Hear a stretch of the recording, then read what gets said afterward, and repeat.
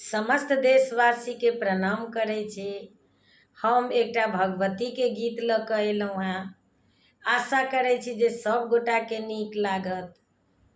आइ माता जी के एला तेसर दिन भेलनि हेँ, तऽ हम एकटा भगवती के गीत सुनाबै छी।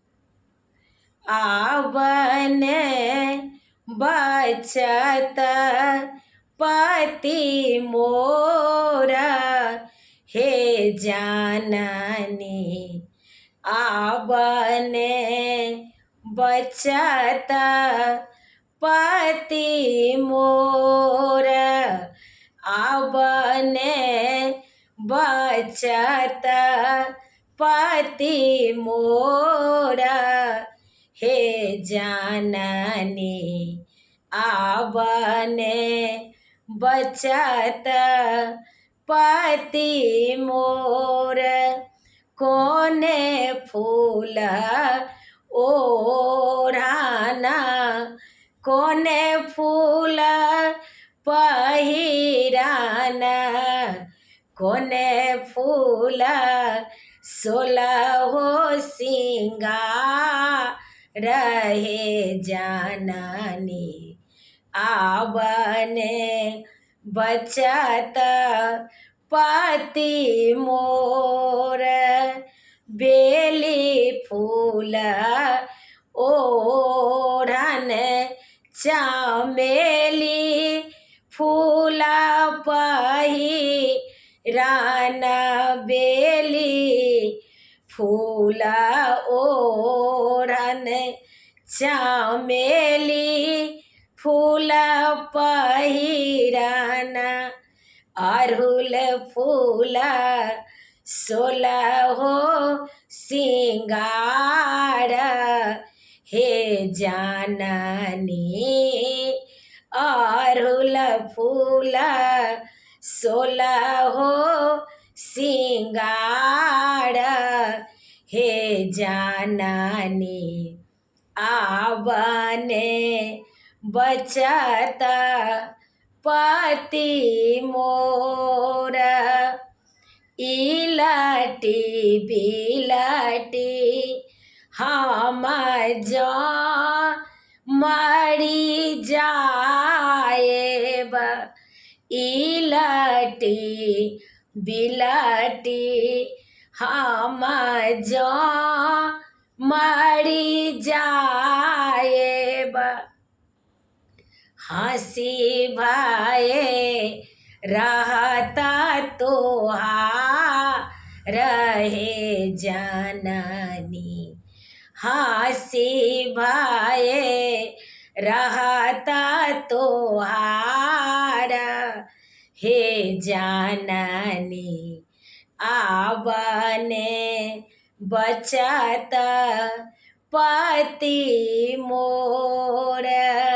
सात जुग त्रेता दुई प्रति हारल, सात जुग त्रेता दुई प्रति हारल, तीन भुवन तोहार हे जाननी, तीन भुवन तोहार हे जाननी, आबने बचत पति मोर, आबने बचत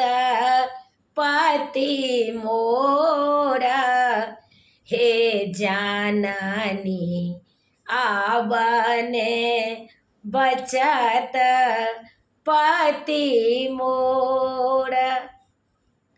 एही आबा सार पर रक्षा करू माता, एही आबा सार पर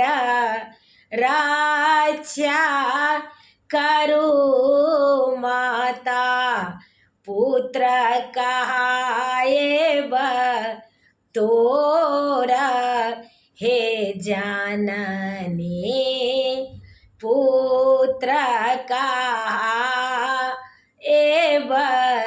तोरा हे जाननी आबने बचत पति मोर आबने बचत पति मोर हे जाननी आबने बचत पति मोर। समस्त मिथिलावासी के प्रणाम करै छी।